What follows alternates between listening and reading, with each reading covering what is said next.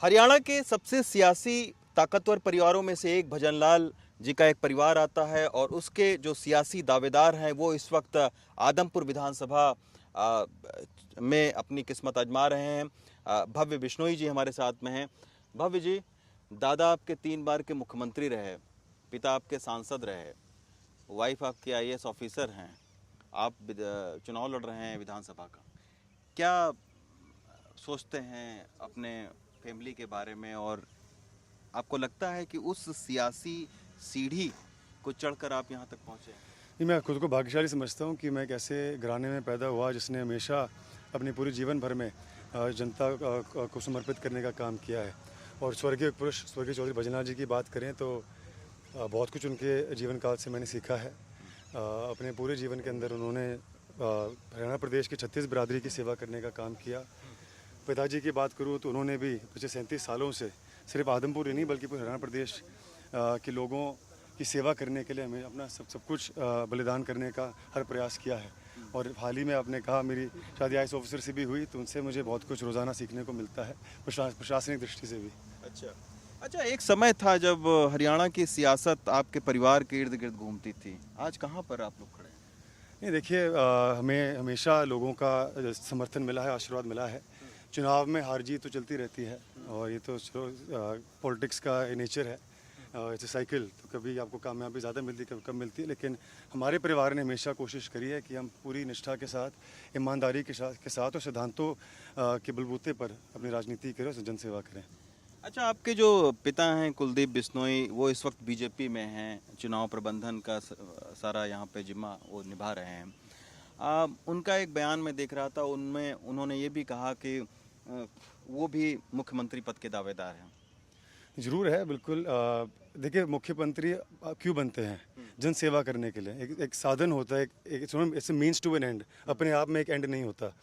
और मैं समझता हूँ सिर्फ उनका बेटा होने के नाते नहीं बल्कि एक साधारण नागरिक होने के नाते कि मैं पिताजी को बहुत नज़दीकी से जानता हूँ और मैं दावे से कह सकता हूँ कि कोई भी आदमी यदि पिताजी से मिल लेता है तो उनसे प्रभावित हुए बगैर नहीं जाता। जिस प्रकार से उनकी सोच है, दूरदर्शी सोच है, संघर्षशील नेतृत्व है और एक मैग्नेटिक पर्सनालिटी है, तो मैं समझता हूँ कि कहीं ना कहीं प्रदेश का दुर्भाग्य है कि उन्हें पिताजी के मुख्य तौर पर सेवा करने का उन्होंने एक दृश्य नहीं देखा है। तो बड़े नेता है, कोई ऐसा गांव नहीं है जहां उन्होंने दौरा ना किया हो, कोई एक ऐसा गांव पूरे प्रदेश के अंदर नहीं है जहां उनके शुभचिंतक ना हो, समर्थक ना हो। तो मैं तो यही उम्मीद करूंगा कि भविष्य में उनको अपने क्षमता के अनुसार मजबूती मिले और हमें जनता जनार्दन पर पूरा विश्वास है। सर, एक चीज़ और मैं भी पढ़ रहा था कि आप कह रहे हैं कि 700 करोड़ रुपया विकास कामों पर खर्चा हुआ। अभी मैं हिसार से आ रहा था, सड़कें बहुत टूटी हुई हैं। कौन सी रूट से आए थे आप?